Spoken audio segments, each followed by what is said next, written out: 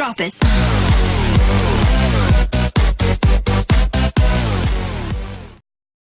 Welcome back to another video.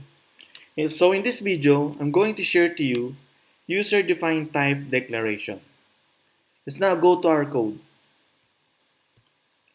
So user-defined type is simply assigning a new name to an existing data type. So why do we need to do this one?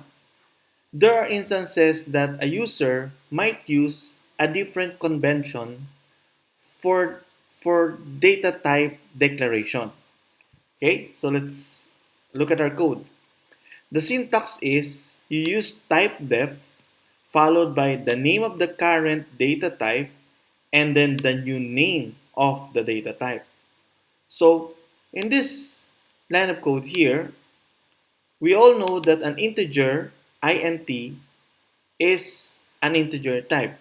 So this holds whole number values.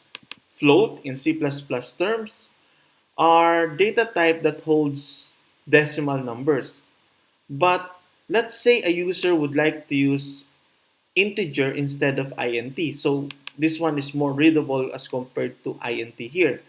So the user can use the typedef definition here. So instead of using it as int, the user can change it to the word integer. But the value is still the same. It's still a data type that holds whole number values. Same goes with this one, float. Float, let's say in regular terms, these are numbers that hold decimal number. But we could also refer this as real.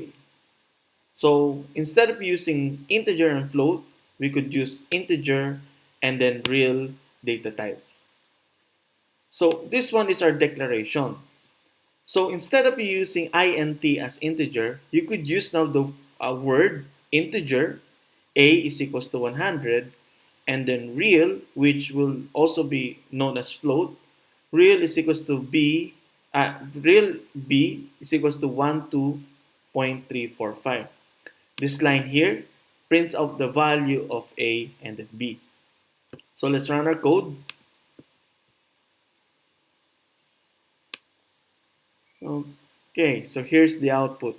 So the output simply displays the value of a, which is 100, which is an integer type, and b, which is 12.345, which is a float, or this time known as a real data type here. So if the user would like to use their own set of names to refer to a variable, you could use the typedef definition. So that's all for this tutorial. Thank you for watching. Bye.